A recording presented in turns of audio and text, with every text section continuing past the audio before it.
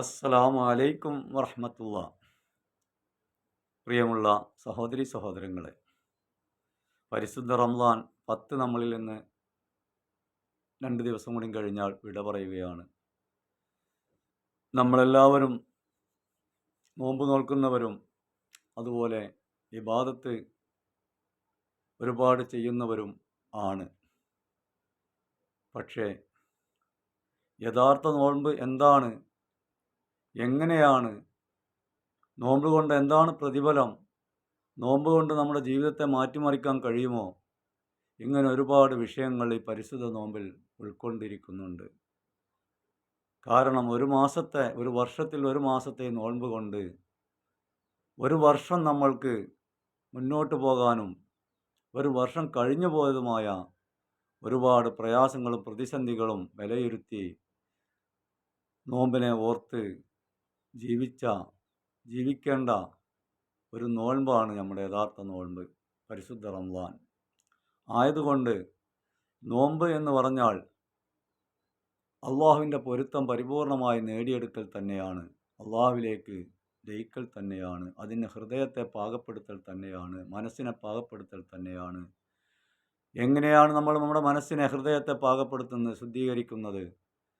നമ്മൾ കാണേണ്ടത് മാത്രം കാണുകയും കേൾക്കേണ്ടത് മാത്രം കേൾക്കുകയും നാവ് കൊണ്ട് പറയേണ്ടത് മാത്രം പറയുകയും ശരീരാവയവങ്ങളെ കൊണ്ട് പ്രവർത്തിക്കേണ്ടത് മാത്രം പ്രവർത്തിക്കുകയും ചെയ്യുമ്പോഴാണ്, അതായത് ഹലാലുകൾ ഹറാമുകൾ ഒഴിവാക്കിക്കൊണ്ട് ജീവിക്കുമ്പോഴാണ് നമ്മൾ യഥാർത്ഥ മുത്തഖീങ്ങളിലും മുഅ്മിനീങ്ങളിലുമെല്ലാം ഉൾപ്പെടുക.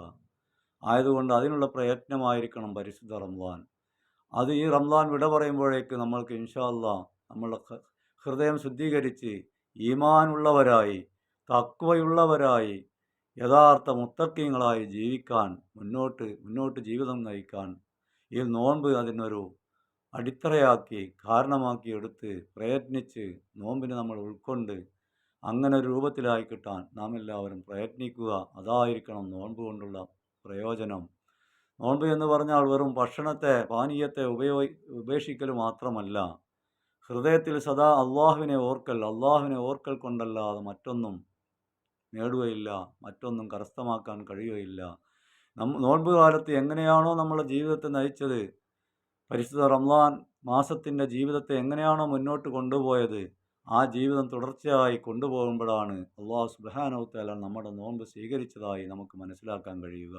അതുകൊണ്ട് നോമ്പിന് എല്ലാ ചട്ടുക്കൂട്ടുകളിലും ഒതുങ്ങി നിന്നുകൊണ്ട് നമ്മൾ മറ്റുള്ളവരെ കുറ്റം പറയാതെ, ഗനീമത്ത് പറയാതെ, ഏഷണി പറയാതെ, മറ്റുള്ളവരെ പ്രയാസപ്പെടുത്താതെ ജീവിച്ചാൽ നോമ്പ് കഴിഞ്ഞും അങ്ങനെ ഒരു ജീവിതം നയിക്കാൻ നമുക്ക് കഴിയുകയാണെങ്കിൽ ഈ നോമ്പ് യഥാർത്ഥമായി അള്ളാഹു നമ്മളിൽ നിന്ന് സ്വീകരിച്ചു എന്നതുള്ള ഒരു തെളിവ് കൂടിയാണ്. ആയതുകൊണ്ട് പ്രിയമുള്ള മുഅ്മിനീങ്ങൾ, അതിനെല്ലാവരും തയ്യാറെടുത്തുകൊണ്ട് പരിശുദ്ധ റംളാൻ ഉൾക്കൊള്ളാൻ നമുക്കെല്ലാവർക്കും തൗഫീക്ക് നൽകുമാറാകട്ടെ. തന്നെയുമല്ല, ഈ പരിശുദ്ധ റംളാൻ്റെ ഒരു കാരണത്താൽ അല്ലാഹു സുബ്ഹാനഹു വതആല നമ്മളുടെ എല്ലാ പാവദോഷങ്ങളും പുറത്തു മാപ്പാക്കിക്കൊണ്ട് ദുനിയാവിൽ ജീവിക്കുമ്പോൾ എന്തെല്ലാം ഹലാലായത് നമ്മൾക്ക് വേണം അതെല്ലാം നൽകിക്കൊണ്ട് ആഖിറത്തിലേക്ക് ചെല്ലുമ്പോൾ ഉന്നത പദവിയിൽ നിന്ന് ഏറ്റവും ഉന്നത പദവിയിലേക്ക് നമ്മളെ ആനയിക്കാൻ മുത്ത് റസൂലുള്ളാഹിൻ്റെ ചാരത്ത് എത്തിപ്പെടാൻ ഈ പരിശുദ്ധ റംളാൻ, ഇനി വരുന്ന റംളാൻ, നമ്മൾ കഴിഞ്ഞുപോയ റംളാൻ എല്ലാം നമ്മുടെ കൂടെ ഉണ്ടാവണമെന്ന് ഒരിക്കൽ കൂടി നമ്മൾ ദുആ ചെയ്യുന്നു. നിങ്ങളും എപ്പോഴും ദുആയാണ് ഈ ഭാഗത്ത്.